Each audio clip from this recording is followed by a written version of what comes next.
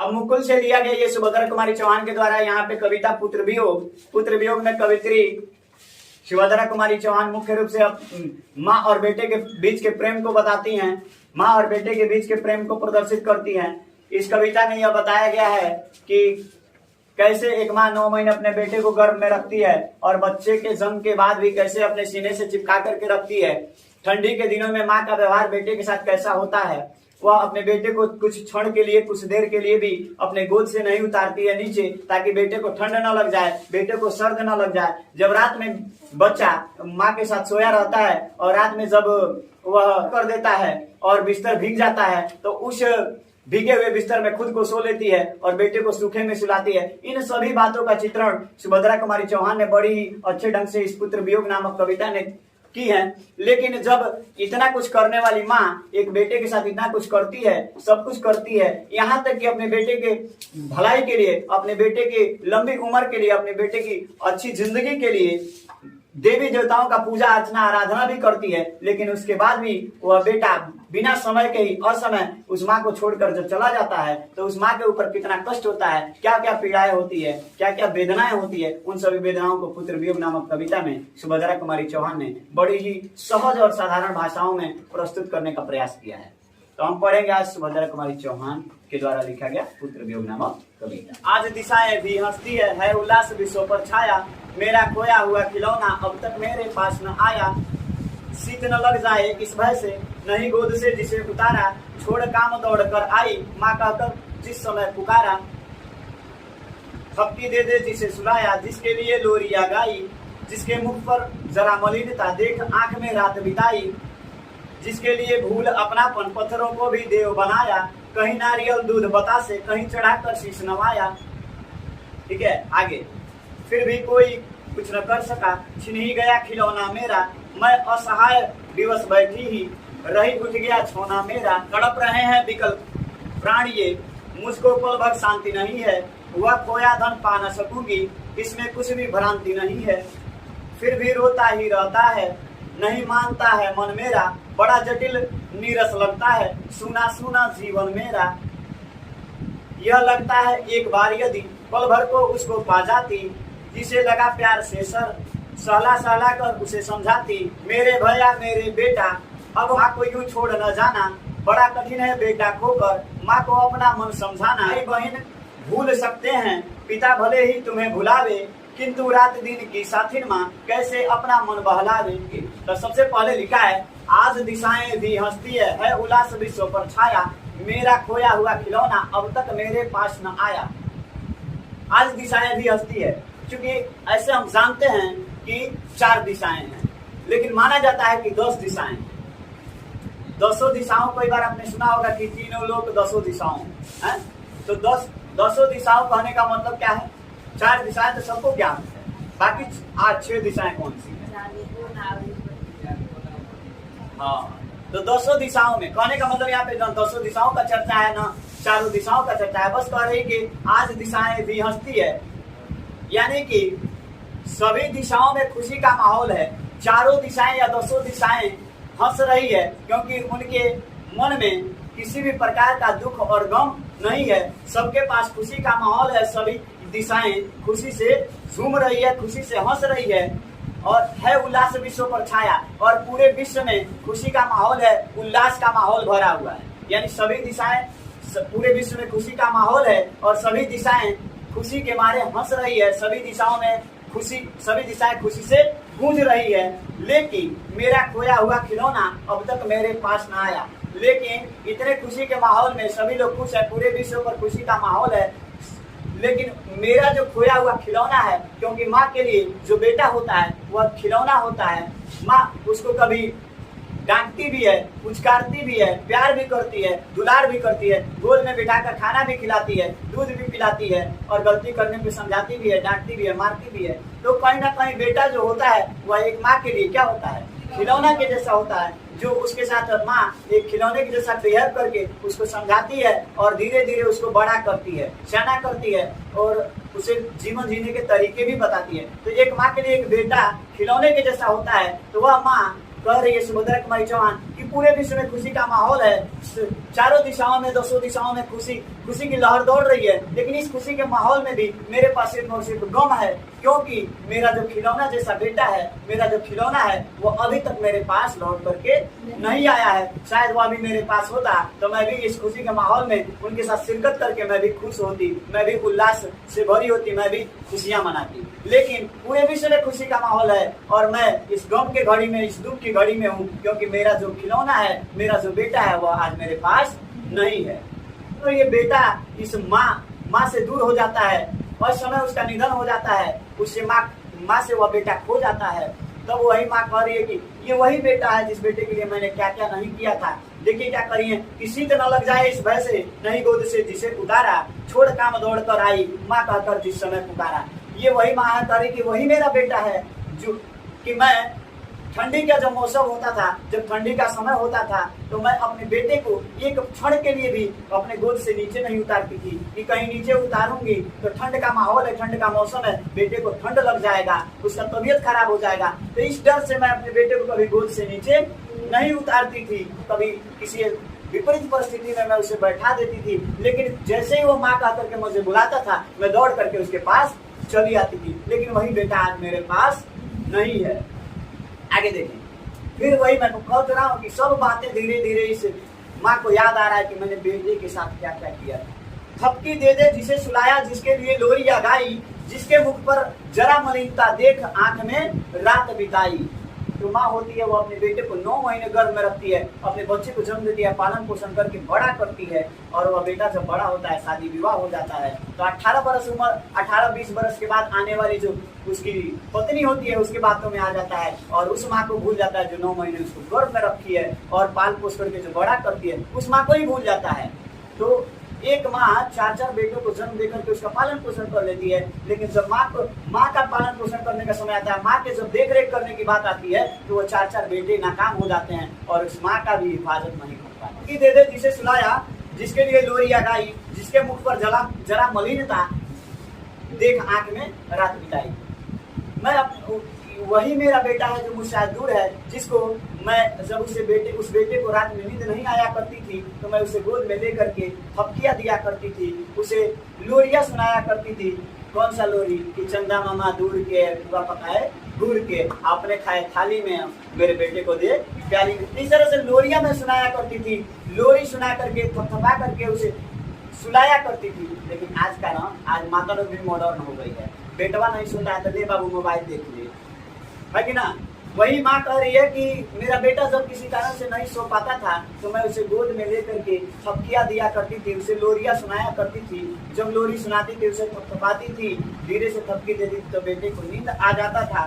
लेकिन कभी कभी जब मेरे बेटे के मुख पे मैं उदासी देखती थी, मलिनता का मतलब यहाँ पे उदासी होगा, जब मुझे लगता था कि मेरे बेटे को शायद कुछ हुआ है, मेरा बेटा उदास है, तो मैं उसके ही टेंशन में, उसके ही सोच में कि मेरे बेटे का क्या हो गया है, वो किस लिए उदास है, क्या कारण है, क्या इसे हुआ है, उन्हीं सभी बातों को सोच करके मैं रात में सो नहीं पाती थी। और आंखों में रात बिताने का मतलब क्या होगा कि रात भर मैं जगी रह जाती थी, मैं एक पल के लिए भी सो नहीं पाती थी, अपने बेटे के पास बैठे रह जाती थी कि आखिर मेरे बेटे को क्या हो गया, मेरा बेटा क्यों उदास है।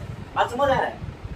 आगे जिसके लिए भूल अपनापन पत्थर को भी देव बनाया, कहीं नारियल दूध बतासे, कहीं चढ़ाकर शीश नवाया।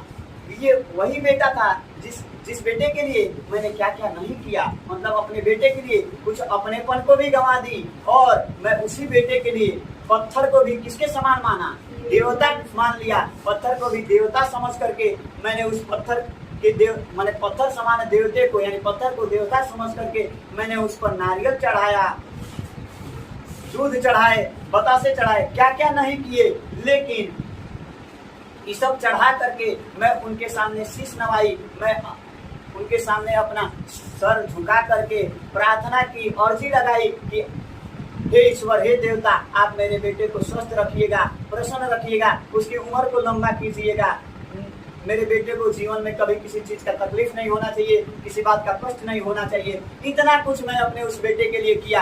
मैंने अपनेपन को भूल करके पत्थर को देवता समझ करके उस पत्थर के देवता पर मैंने दूध चढ़ाए, बतासे चढ़ाए, नारियल चढ़ाए और उसके समक्ष सर नवा करके, शीश को झुका करके मैंने प्रार्थना किया बेटे के लिए, अर्जी लगाई बेटे के लिए, सब कुछ की। लेकिन उसके बाद भी वो बेटा मुझसे दूर हो गया, असमय ही वह बेटा मुझसे दूर चला गया। फिर भी कोई कुछ न कर सका, छीन ही गया खिलौना मेरा, मैं असहाय दिवस बैठी ही रही, उठ गया छौना मेरा।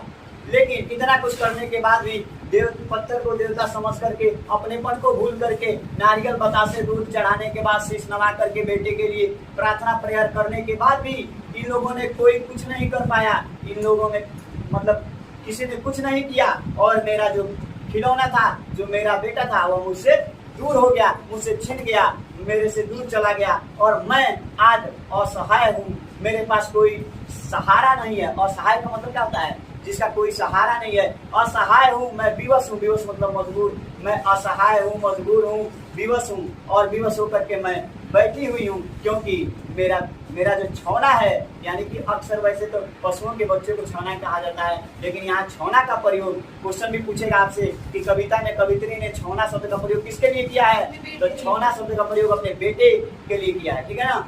तो वही कह रहा है कि मैंने उतना कुछ किया बेटे के लिए, लेकिन फिर भी इन लोगों ने, इन सभी लोगों ने उसके लिए कहीं कुछ नहीं कर पाया और ना ही मेरे बेटे को मुझसे दूर होने में कोई बचा पाया और मेरा बेटा, मेरा खिलौना मुझसे छिन गया, मुझसे दूर हो गया और मैं अब असहाय हो गई हूँ, विवश होकर के, मजबूर होकर के बैठी हुई हूँ और मेरा जो खिलौना था, मेरा जो बेटा था, यानी वह मुझसे क्या हो गया? दूर हो गया। वही करेंगे, तड़प रहे हैं विकल प्राण, ये मुझको पल भर शांति नहीं है। मेरे जो प्राण है, मेरे जो मन है, अपने बेटे के लिए मैं परेशान हूँ, तड़प रही हूँ और मुझे एक पल के लिए भी उस बेटे के बगैर मुझे शांति नहीं मिल रही है। वह खोया धन पा न सकूंगी, इसमें कुछ भी भ्रांति नहीं है। और इस कवित्री को अभी विश्वास हो गया है कि वह जो मेरा खोया धन है, वह जो मेरा बेटा है, बेटा को ही सब कुछ कह रही है, चाहे खिलौना कहें, छौना कहें, धन कहें, खोया हुआ धन, सब कुछ यह बेटे के लिए ही सभी शब्दों का प्रयोग सुभद्रा कुमारी चौहान कर रही हैं। वह कह रही हैं कि अब मेरा बेटा जो है वह मुझसे दूर चला गया है, तो मेरे जो प्राण हैं वह बहुत तड़प रहे हैं, मैं बहुत परेशान हूँ और मुझे पल भर के लिए भी उस बेटे के बगैर मुझे शांति नहीं मिल रही है।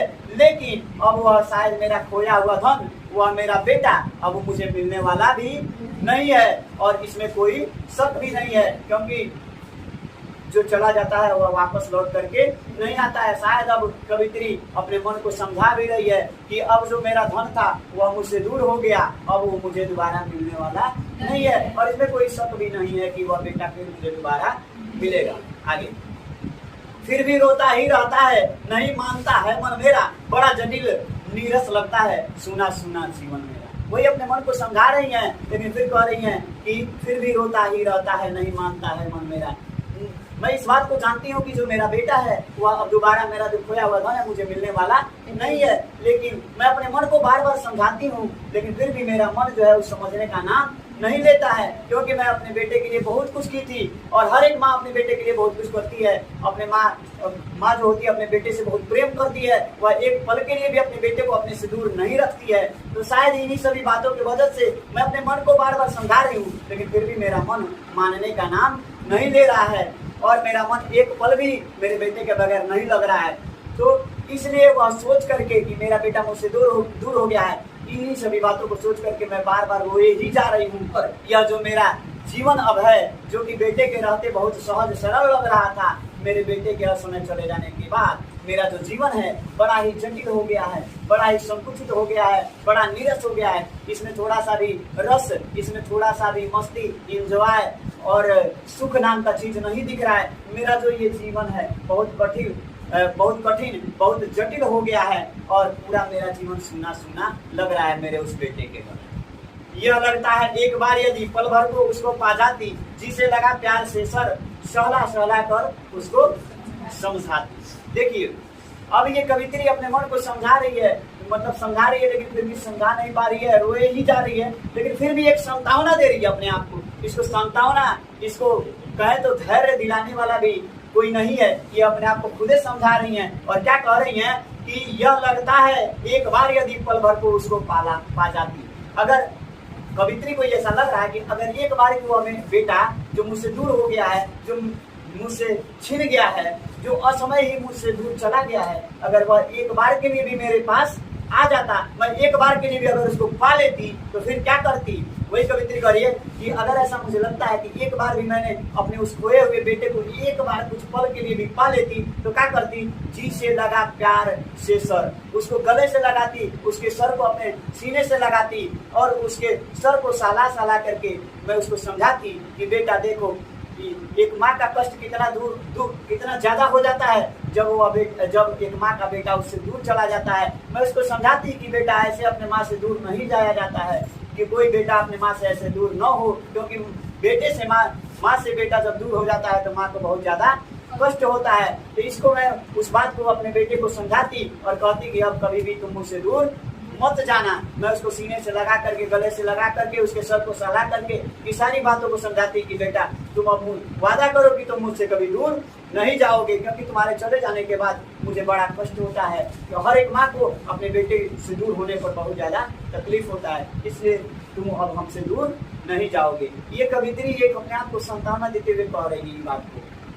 हालांकि ये बात कवित्री को पता है कि बेटा आने वाला नहीं है, लेकिन फिर भी कह रही हैं कि शायद अगर एक बार भी आ जाता, एक पल के लिए भी वो बेटा मेरे पास आ जाता जो मुझसे दूर चला गया है, जो असमय जिसका निधन हो गया, तो मैं उसको सीने से लगाती, उसको गले से चिपका लेती, उसके सर को सहलाती और अपने बेटे को समझाती कि बेटा तुम अपनी माँ से ऐसे दूर मत जाया करो। चले जाने के बाद इस माँ को बड़ा तकलीफ होता है, माँ को बहुत पीड़ा होती है। आगे उसी समझाने के क्रम में ही माँ फिर आगे कह रही है, मेरे भैया मेरे बेटा अब माँ को यूं छोड़ न जाना, बड़ा कठिन है बेटा खोकर माँ को अपना मन समझाना।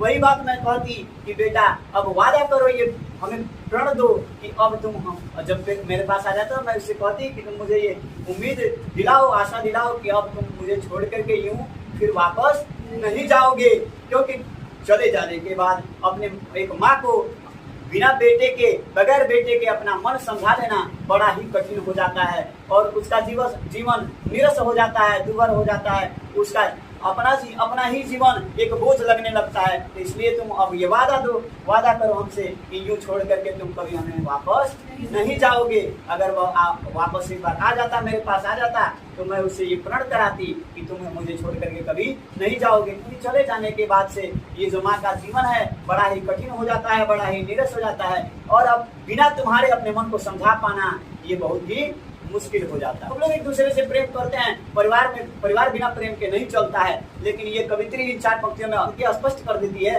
कि सबसे अधिक प्रेम कौन किससे करता है। तो कवित्री कह रही है कि भाई बहन भूल सकते हैं, पिता भले ही तुम्हें भुला ले, किंतु रात दिन की साथी माँ कैसे अपना मन समझा ले।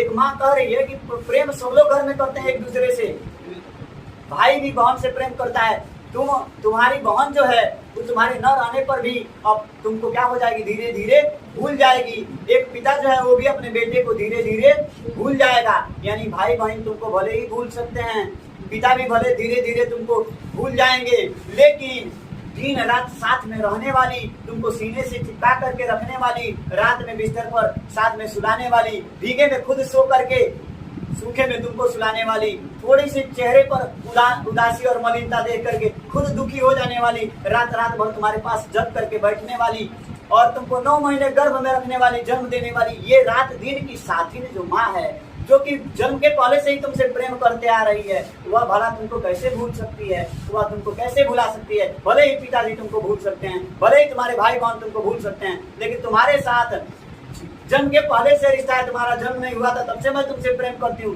मैं भला बताओ तुमको कैसे भूल सकती हूँ। इसलिए तुम मुझे ये वादा दो, मुझे ये विश्वास दिलाओ कि अगर तुम मेरे पास आ गए हो तो तुम मुझे छोड़ करके कभी दोबारा वापस नहीं जाओगे।